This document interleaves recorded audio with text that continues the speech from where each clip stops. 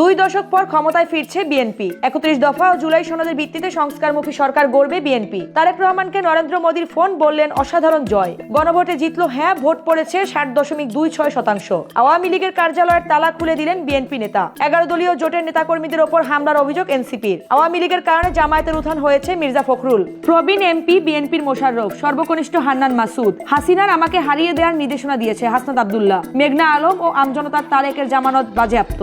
দুই দশক পর ক্ষমতায় ফিরছে বিএনপি। দলটি ২/৩ আসনে জয় পেয়েছে। তারেক রহমান ঢাকা ও বগুড়া থেকে নির্বাচিত হয়ে সংখ্যাগরিষ্ঠ দলের প্রধান হিসেবে প্রধানমন্ত্রী হতে যাচ্ছেন। তবে তার এই পথ মসৃণ ছিল না। ২০০৬ সালে ক্ষমতা ছাড়ার পর দীর্ঘ রাজনৈতিক টানাপোড়েন, ২০০৭ সালে সেনা সমর্থিত তত্ত্বাবধায়ক সরকার, কারাবাস ও লন্ডনে ১৭ বছরের রাজনৈতিক আশ্রয়, সবকিছুর পর এবারই প্রথম তিনি দলের নেতৃত্বে নির্বাচনে অংশ নেন। ২৫ ডিসেম্বর দেশে ফিরে ৩০ ডিসেম্বর খালেদা জিয়ার মৃত্যুর পর ৯ জানুয়ারি আনুষ্ঠানিকভাবে চেয়ারম্যান হন। এই নির্বাচনে অংশ নেয়নি আওয়ামী লীগ। বিএনপির প্রধান প্রতিদ্বন্দ্বী ছিল জামায়াতে ইসলামী। তারা ৭৮টি আসন পেয়েছে। জামায়াত তাদের প্রতিক্রিয়ায় জানায়, ফলাফলের স্বচ্ছতা নিয়ে সংশয় রয়েছে। ফলাফল তৈরি ও ঘোষণার ধরন জামায়াতের কাছে পরিষ্কার নয়। প্রশাসন নিরপেক্ষ ভূমিকা পালন করেনি বলেও দাবি করে। অন্যদিকে বিএনপি এই বিজয়কে গণতন্ত্র ও বাংলাদেশের অর্জন বলে উল্লেখ করেছে।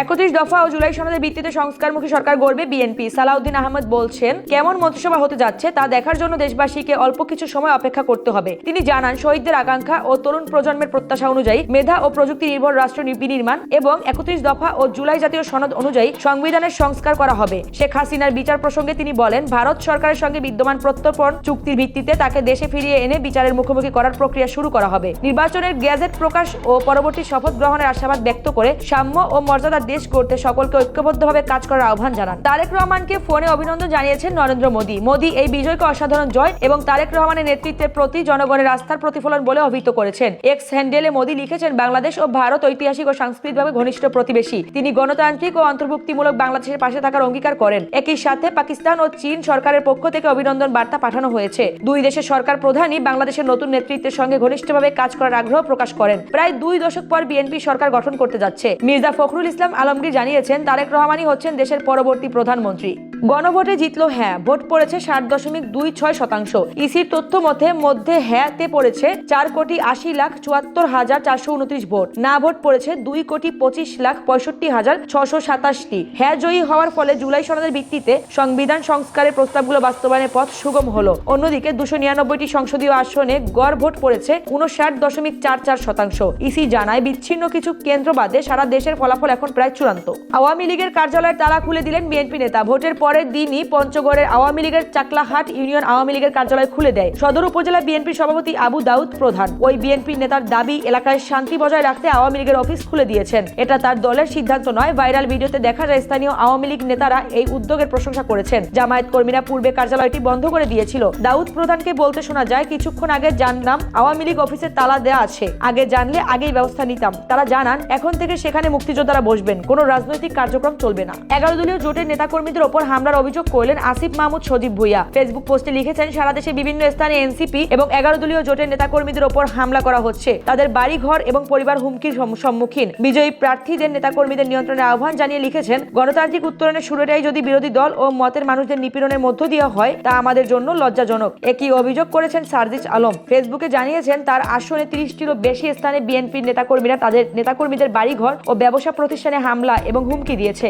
বিএনপি এখনো পুরনো কায়দায় প্রতিহিংসার রাজনীতি করতে চায় কিনা সেটা বিএনপিকে স্পষ্ট করতে বলেছেন। দলটিকে সতর্ক করে লিখেছেন, অতীত থেকে শিক্ষা নেন, এক মাঘে শীত যায় না। আওয়ামী লীগের কারণে জামায়াতের উত্থান হয়েছে এমন মন্তব্য করলেন মির্জা ফখরুল। তিনি বলেন, যখনই গণতন্ত্র চাপা থাকে তখন উগ্রবাদী শক্তি মাথা চাড়া দিয়ে ওঠে। সেটাই হয়েছে। জামায়াতের উত্থানের জন্য আওয়ামী লীগের দমন পীড়ন ও বিরোধী দলকে রাজনীতিতে বাধা দেওয়াকে দায়ী করেন। ঠাকুরগাঁও ১ আসন থেকে বিজয়ী এই নেতা বলেন, নির্বাচনে বিএনপি ২/৩ সংখ্যাগরিষ্ঠতা পেয়েছে। জনগণ জামায়াতে ইসলামীকে প্রত্যাখ্যান করেছে। সবচেয়ে প্রবীণ এমপি বিএনপির মোশাররফ, সর্বকনিষ্ঠ হান্নান মাসুদ। হলফনামা অনুযায়ী খন্দকার মোশাররফের জন্ম ১৯৪৬ সালের ১ অক্টোবর। তার বর্তমান বয়স ৭৯ বছর ৪ মাস। তিনি কুমিল্লা ১ আসনে ধানের শীষ প্রতীকে ১,৪১,৪৪০ ভোট পেয়ে জয়ী হয়েছেন। হান্নান মাসুদের জন্ম ২০০০ সালের ১ জানুয়ারি। তার বর্তমান বয়স ২৬ বছর ১ মাস। এবারের নির্বাচনে প্রথমবারের মতো প্রতিদ্বন্দ্বিতা করেন। নোয়াখালী ৬ আসনে ৯১,৮৯৯ ভোট পেয়ে জয়ী হয়েছেন এই এনসিপি নেতা। ভারত থেকে হাসিনা আমাকে হারিয়ে দেওয়ার নির্দেশনা দিয়েছে এমন অভিযোগ করেছেন হাসনাত আব্দুল্লাহ। তিনি দাবি করেন, ভোটের আগের দিন আওয়ামী লীগের পলাতক এমপি এবং মনোনয়ন বাতিল হওয়া বিএনপির প্রার্থী মঞ্জু গণ অধিকার পরিষদের প্রার্থীর পক্ষে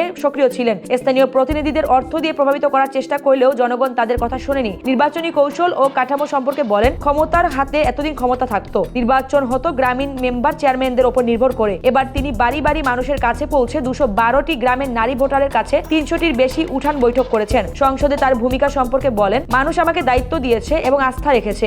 বেইনসাফির পক্ষে সবসময় অবস্থান থাকবে, আমাদের কেউ থামাতে পারবে না। মেঘনা আলম ও আমজনতার তারেকের জামানত বাজেয়াপ্ত। ঢাকা 8 আসনে মেঘনা আলম ট্রাক প্রতীকে পেয়েছেন 608 ভোট। আসনটিতে ভোটার 2,75,471 জন। আর ঢাকা 12 আসনে আমজনতার দলের তারেক রহমান 1044 ভোট পেয়ে জামানত হারিয়েছেন। ঢাকা 12 আসনে ভোটার সংখ্যা 3,33,320 জন। নির্বাচনী আইন অনুযায়ী কোনো প্রার্থী মোট প্রদত্ত ভোটের 12.5% না পেলে তার জামানত বাজেয়াপ্ত হয়ে সরকারি কোষাগারে জমা হয়। বিধি অনুযায়ী এই দুই প্রার্থী তাদের নিজেদের আসনের কাস্টিং ভোটের 8 ভাগের 1 ভাগের কম পাওয়ায় তাদের জামানত হারাবেন।